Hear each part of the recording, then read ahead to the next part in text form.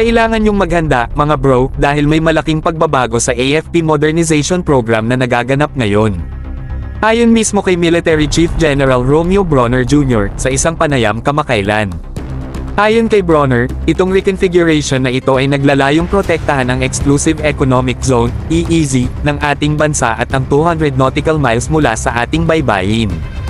Astig diba? Ito'y bahagi ng Horizon 3 Nanograms AFP Modernization Program na ipinatutupad para sa mas malakas na kapangyarihan. Ngayon, balikan natin ang mga detalye, mga bro. Ang reconfiguration na ito ay hindi lamang depensibo, kundi talagang game changer. Ito'y rekomendasyon ni Department of National Defense, DND, Secretary Gilberto Teodoro Jr., matapos ang kanyang pagtatalaga noong Hunyo, pumalit sa dating Defense Senior Undersecretary na si Carlito Galvez Jr., na ngayon ay naging Presidential Peace Advisor. Sa kanilang karunungan, sinabi ni General Bronner ang kahalagahan ng tamang kakayahan para maipakita natin ang ating pagdepensa.